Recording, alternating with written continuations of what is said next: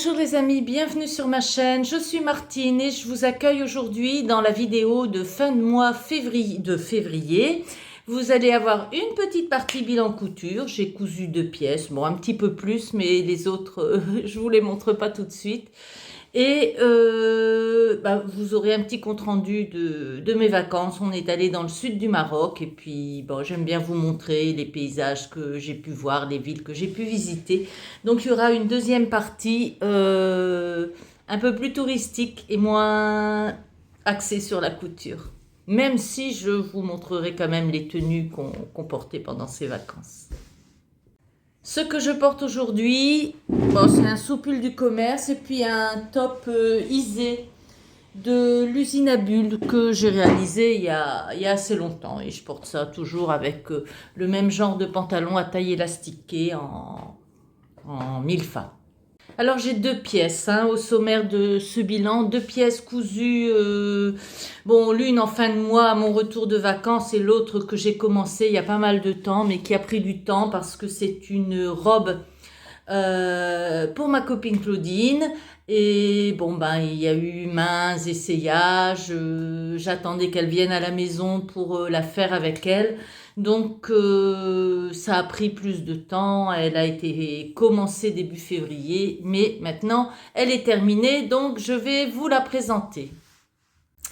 Il s'agit de cette robe-là, ce modèle-là. Je vais peut-être me faire celui-ci pour moi. Mais en tout cas, ce que j'ai réalisé pour elle, c'est cette version-là. Donc, c'est un Burda 62-36. Elle l'avait choisi en ligne et puis je l'ai acheté quand je suis allée en France au tissu des Ursules. Ils font des patrons Burda. Donc voilà, le dessin technique, je vous le montre pour que vous le voyez bien. Donc vous voyez que c'est quand même une robe cache-cœur. Ça pose, ça c'est difficile. Il n'y a rien à faire. Moi, j'ai jamais réussi à faire un cache-cœur sans que ça baille d'un côté, sans que ça baille de l'autre. Je vais donc vous expliquer comment j'ai résolu le problème. Donc voilà la robe. Bon, c'est un tissu... rien qu'à le regarder, c'est filoche celui-là. Mais bon, ça a été assez difficile à coudre. Je vais enlever la ceinture.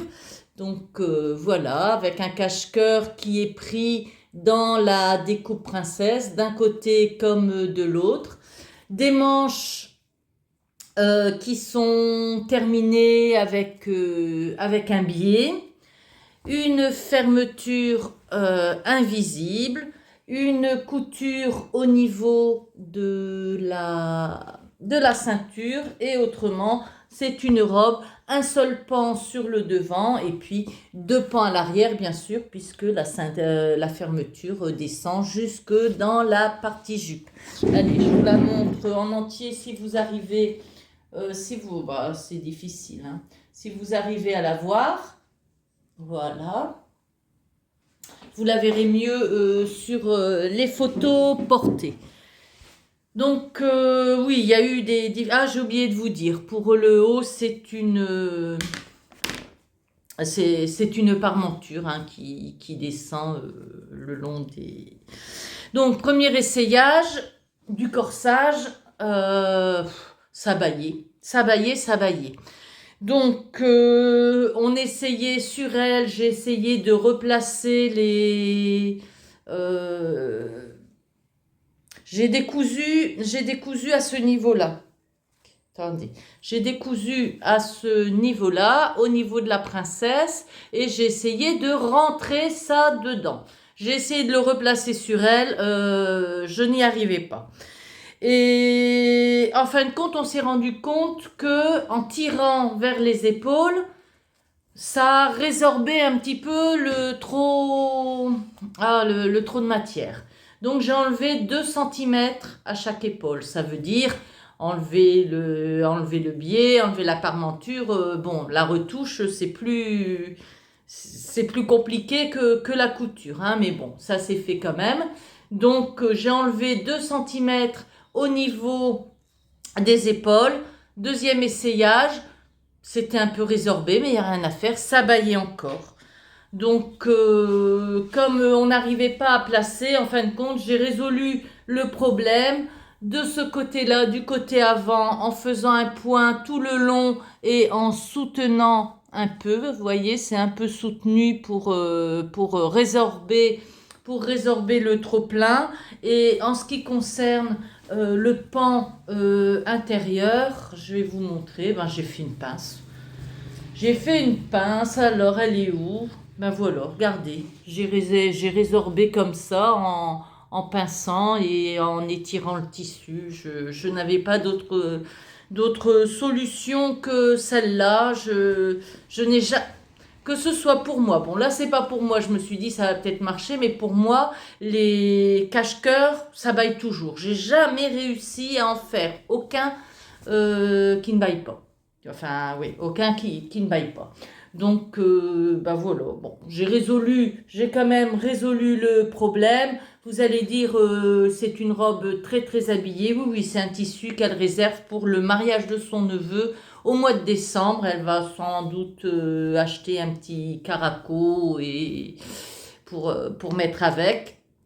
Donc voilà, c'est la robe Burda 62 36. À part la difficulté du cache-cœur, elle n'est pas très très difficile à faire, hein. Une parmenture, des biais aux emmanchures, un double rentré. Bon, le double rentré, comme c'est quand même arrondi, ça gondole quand même un petit peu. Mais bon, ça lui convient. Donc voilà la robe de ma copine Claudine que je vais vous montrer porter. On a fait des photos, il n'y a pas de vidéo mais il y a des photos quand même. Allez, je vous montre ça. Avant de vous montrer, j'ai oublié de vous montrer la ceinture, hein. C'est une ceinture croisée, bah, qui se porte. Moi, je pense que la robe, on peut la porter avant ou sans ceinture, et puis que je ferme avec des petites pressions cousues à la main, hein. Donc voilà, la ceinture de... Ouais, elle sera comme ça. Ouais, non, ouais, si c'est... Oh là là, je suis perdue. Oui, ce sera comme ça. Voilà. Allez, maintenant, je vous montre les photos portées.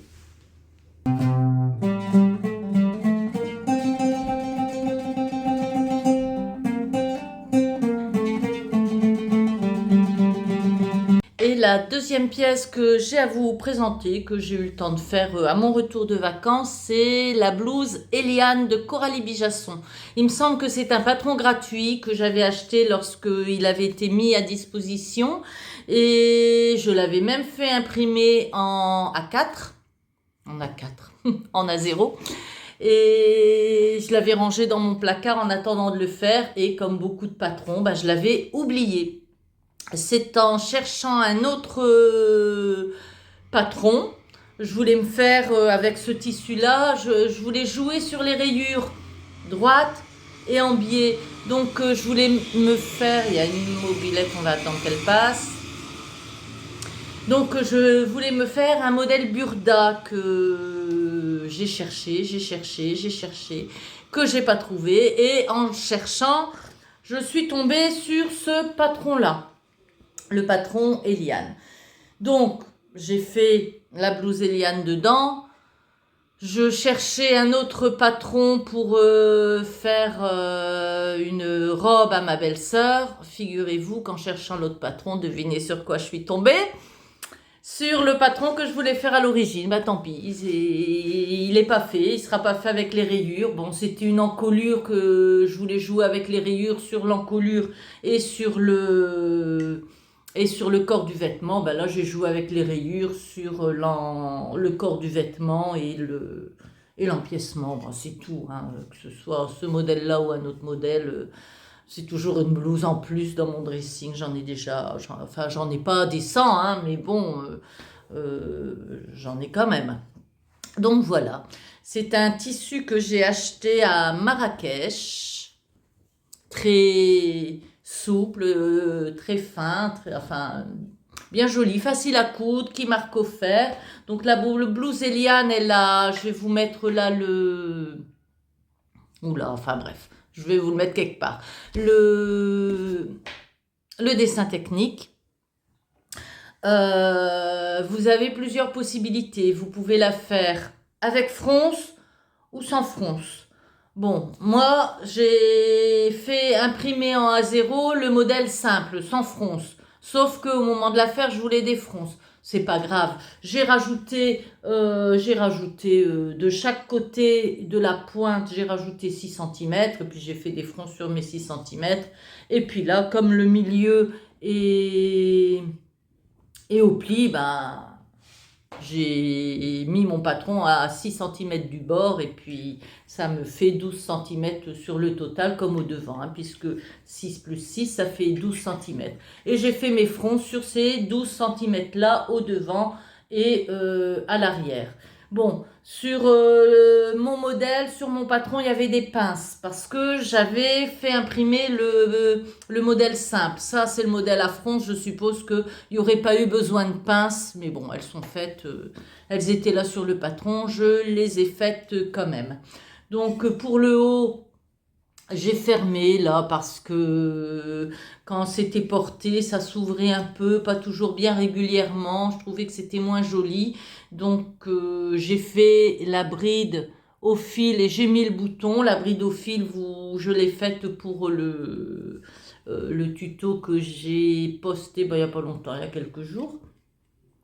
Mais après, j'ai fermé parce que je me suis rendu compte que l'encolure est assez échancrée pour que ma tête passe. J'ai pas la grosse tête, hein, vous voyez. Elle passe tout seul. C'est comme les hanches, ça passe tout seul partout. Donc voilà. Donc j'ai fermé le truc et puis c'est condamné, c'est pas grave, je l'enfile comme ça. Les manches, j'aurais voulu les faire longues avec un poignet de manche ou avec un élastique. On avait le choix, hein, sur le patron aussi, poignet de manche ou élastique, mais je n'avais pas suffisamment de tissu. Je l'avais acheté ce tissu pour faire un pantalon. Et j'avais pris qu'1,50 m et avec 1,50 m, j'ai pas eu assez pour aller jusqu'en bas des manches. C'est pas grave, ça fait manche 3/4, c'est joli aussi. Du coup, j'ai pas mis d'élastique parce que je me suis dit qu'un élastique à ce niveau-là, ça pouvait me gêner. J'en voyais pas l'intérêt, donc voilà, j'ai laissé les manches comme ça. Et voici donc ma petite blouse Eliane que je vais vous montrer porter là tout de suite aussi.